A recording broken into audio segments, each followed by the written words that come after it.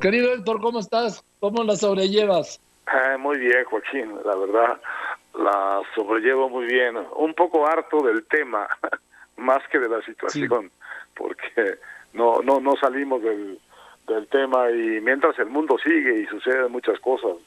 Yo pienso hacer tu comentario hoy que no tiene nada que ver con el coronavirus, ni con las cifras, ni con la vuelta a la normalidad, sino con otra cosa que me saltó ahora que la Suprema Corte pues batió por unanimidad ujú, la increíble pretensión de la ley de el gobernador Bonilla o de su Congreso anterior de regalarle 3 años de gobierno por su sí, decisión sí. soberana. Y me recordé con eso que la Corte tenía pendiente esto hacía tiempo y que tiene pendientes muchas otras cosas que resolver, pero muchas y muy importantes. Y me fui a ver de qué se trataban. Realmente me sorprendió porque si tú ves todo lo que la Corte tiene que revisar para decidir si es constitucional, es decir, si tiene legitimidad como leyes que van a regir la vida de México, te encuentras, Joaquín, una lista de leyes, de decisiones también de este gobierno que es muy impresionante. Prácticamente todas las leyes fundamentales que ha emitido este gobierno están, Joaquín, sujetas a algún tipo de querella constitucional, sea controversia constitucional, sean acciones de constitucionalidad o sean amparos. Te voy a decir cuáles leyes están sujetas a ser todavía aprobadas por la Corte, porque son leyes que están en disputa y por tanto están en vigor, están vigentes, pero puede haber un fallo de la Corte que las eche para atrás, como echó para atrás la ley Bonilla. Mira, la ley de remuneraciones del sector público, Ujú. porque invade las facultades de otros poderes constitucionales, el legislativo y el judicial, para establecer sus propias remuneraciones. 2, la ley de austeridad republicana, que impide a los funcionarios emplearse en el sector privado hasta 10 años después de haber tenido un puesto en el gobierno. Bueno, esto es violatorio del derecho al libre empleo. Luego, la ley orgánica de la administración pública está también bajo querella constitucional, entre otras cosas por la figura de los superdelegados, que es atentatoria de la soberanía de los estados. Luego, una muy importante, la Ley Nacional de Extinción de Dominio, que autoriza, una barbaridad, la expropiación de bienes que sean sospechosos de provenir de negocios ilícitos. Sospechosos, que te pueden expropiar bienes porque sospechan que vienen de procedencia ilícita. Luego, la reforma que equipara ciertos delitos fiscales con delincuencia organizada y por tanto los castiga con prisión preventiva sin derecho a fianza. Luego están objetados los presupuestos federales de 2019 y 2020 por diversas reasignaciones que hizo el gobierno que lesionan derechos previos, como por ejemplo la supresión del programa de estancias infantiles, que afectó un servicio que se le daba a 350,000 niños. Luego están también querelladas la ley, nada menos, que crea la Guardia Nacional y la de uso de la fuerza pública, porque son alegablemente atentatorias de los derechos humanos y de las garantías individuales.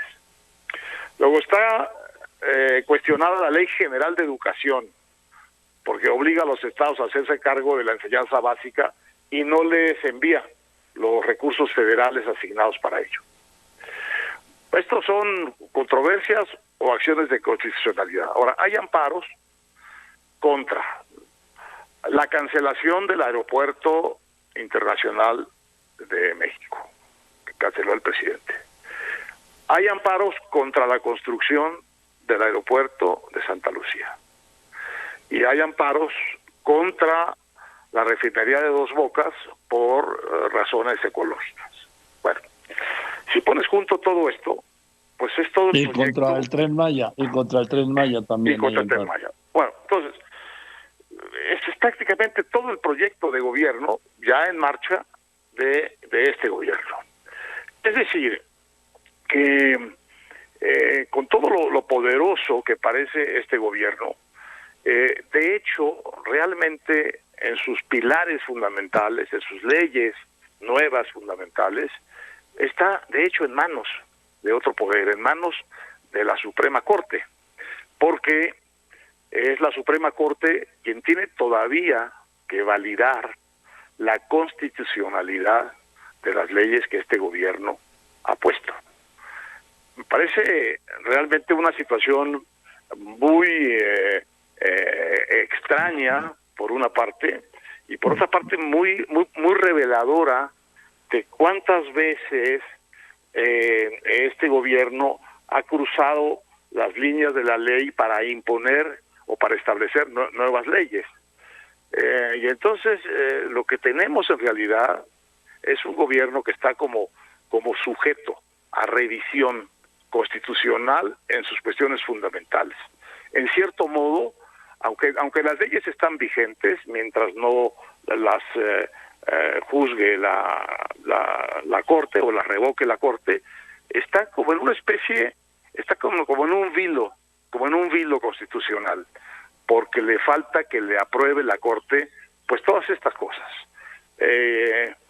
Si la Corte con 2 o 3 de estas que le desaprobara la Corte, pues entraría este gobierno, digamos, en un desdibujamiento muy serio respecto de la legalidad de su proyecto. Ya no se diga si le rechaza todas, simplemente declara inconstitucional la muy proclamada Cuarta Transformación. Pues mira, yo ahora que haces el recuento, la numeralia de todos estos asuntos que tiene que decidir la Corte, yo creo que van a ser días difíciles en la relación entre el Ejecutivo y el Judicial. Pues imagínate, la Corte lo que ha hecho es, como hizo con la Ley Bonilla, aplazar el momento de la decisión, el momento del conflicto. Supongo que para revisar con mucho cuidado, para pensar con mucho cuidado la decisión colegiada que van a tomar. Pero supongo que va a ser un poder prudente, que no va a, digamos que entre las opciones drásticas y las decisiones intermedias va a optar por decisiones intermedias, pero la verdad es que la lista, Joaquín, es tan grande y es de tanto peso en el diseño de gobierno de este gobierno, que por poco que le toque, la verdad es que algo va a equilibrar, yo creo, la división de poderes que pues sentimos tan lesionada, ¿no? Por el paso avasallador del gobierno de López Obrador. Sí, por la fuerza que tiene y por el respaldo que tiene en el legislativo, que es una prolongación, vamos, que está al servicio con su mayoría del Ejecutivo. Y la verdad es que tomé nota de todas las que señalaste, y sí, los pilares fundamentales de la 4T están todos en litigio constitucional. Bueno, y los derechos y las responsabilidades de la Suprema Corte de Justicia como cabeza del Poder Judicial están a salvo, no han desaparecido, pueden estar, digamos, avasallados también por el tranco y la manera como el presidente los ha tratado y maltratado, pero es un poder intacto en sus facultades y en sus decisiones frente a esta enorme cantidad de cosas que tiene que juzgar, que van a ser claves, yo creo claves, quizá más claves, te digo, Joaquín, que la elección del año entrante en el camino, en el destino de este gobierno.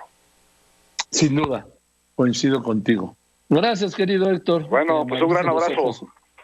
Igual también, estés muy bien y ánimo con el confinamiento. Abrazo.